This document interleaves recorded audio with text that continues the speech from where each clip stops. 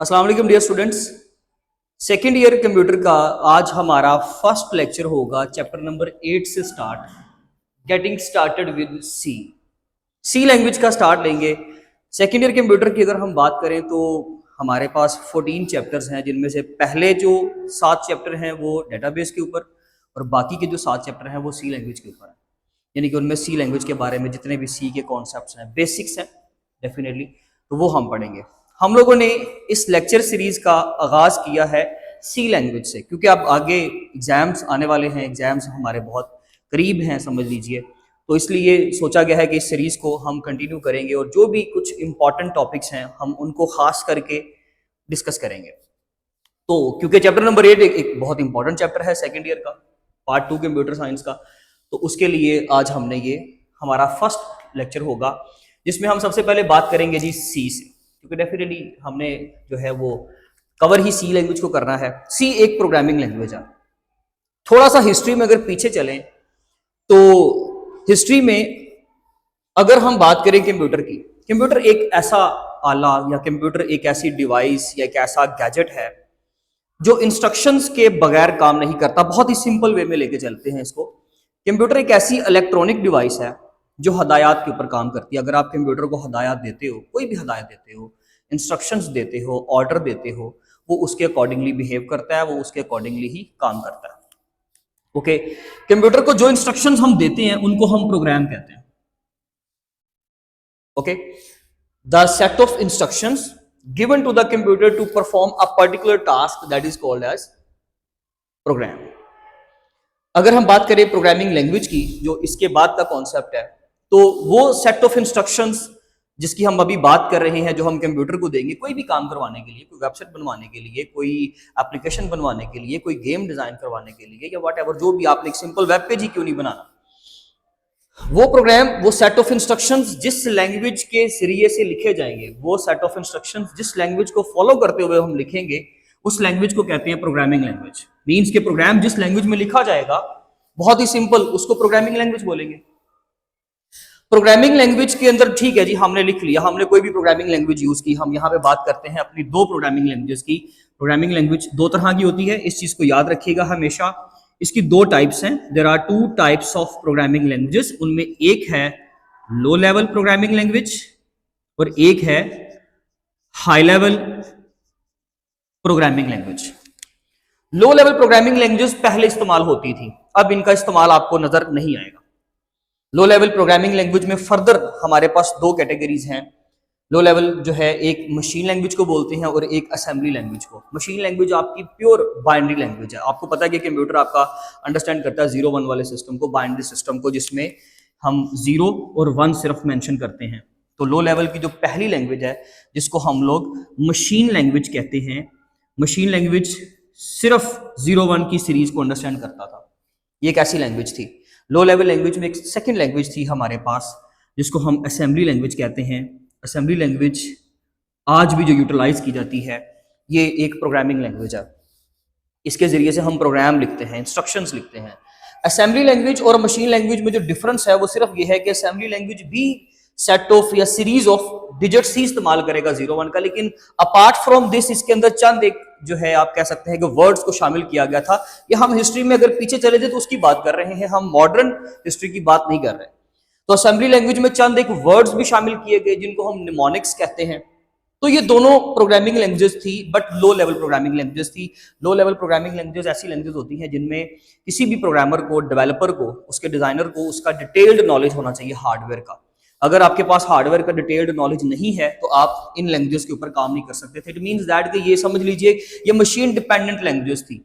हमें हार्डवेयर की सारी डिटेल हमारे पास होनी चाहिए थी। अगर हार्डवेयर की डिटेल्स आपके पास नहीं है, मींस जिस कंप्यूटर पे आप काम कर रहे हो, अगर उस कंप्यूटर की डिटेल्स आपके पास नहीं है, अगर उसकी स्पेक्स के बारे में आपको नहीं पता, आप इन लैंग्वेज के ऊपर काम नहीं कर सकते।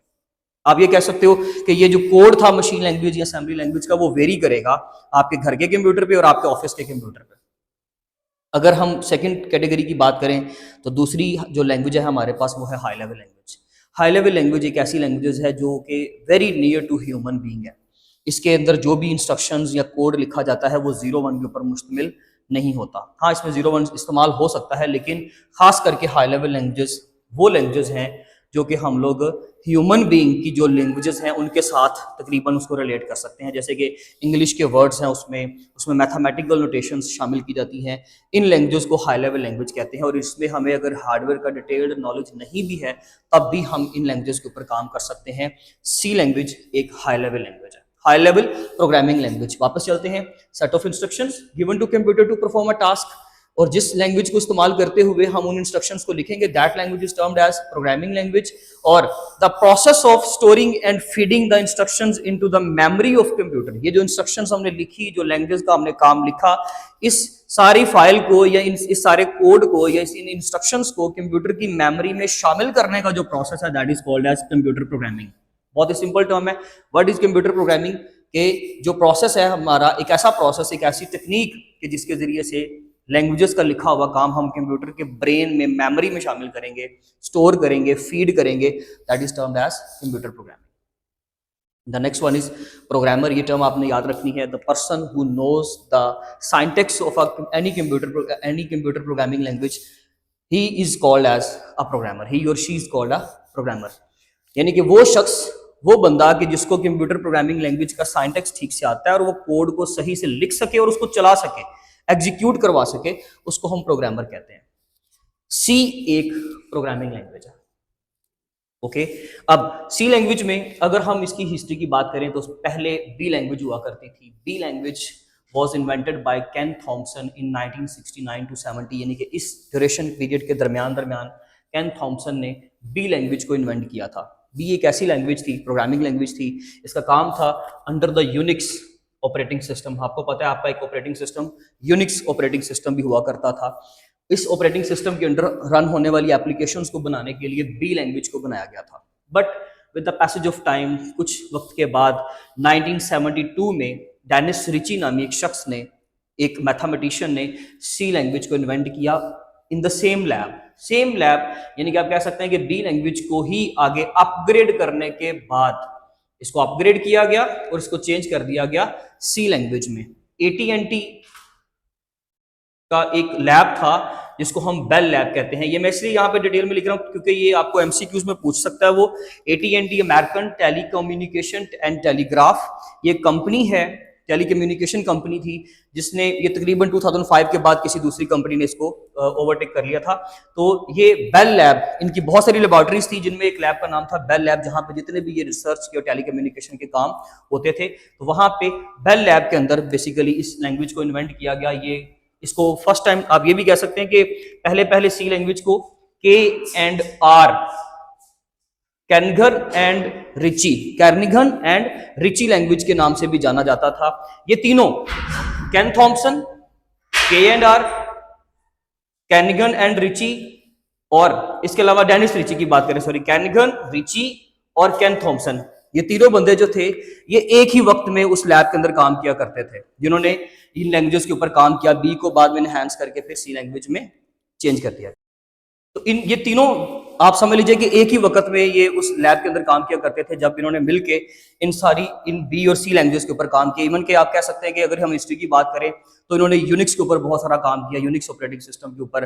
फिर उसके अंडर काम करने वाली जो सिस्टम प्रोग्राम्स है, सिस्टम एप्लीकेशंस थी या सिस्टम सॉफ्टवेयर थे, उनके ऊपर बहुत काम किया। और इन लैंग्वेजेस का जो बनाने का बेसिक मकसद था वो यही था कि हमने यूनिक्स ऑपरेटिंग सिस्टम के अंडर काम करने वाली एप्लीकेशंस को डिजाइन करना है, इसलिए बी लैंग्वेज बनाई गई थी। एंड देन बी को अपग्रेड करके उसको फीचराइज करके आप समझ लीजिए कि सी लैंग्वेज आई। इसी तरीके से हिस्ट्री में एक लैंग्वेज आती है, इसी लैंग्वेज को आंसी सी के नाम से भी जाना जाता है, अमेरिकन नेशनल स्टैंडर्ड इंस्टीट्यूट सी लैंग्वेज, जिसको हम C89 भी कहते हैं क्योंकि ये 1989 में आया था।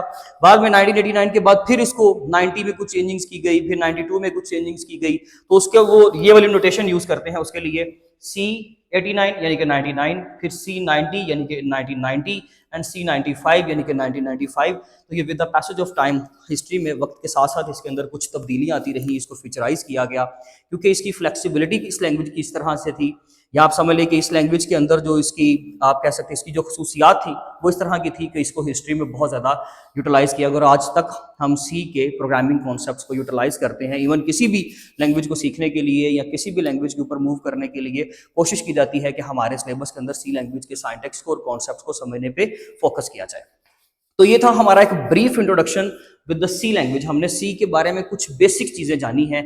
अब हम इंशाल्लाह अपने नेक्स्ट लेक्चर से स्टार्ट करेंगे। हमारा जो पहला टॉपिक होगा हमारी बुक के अकॉर्डिंगली।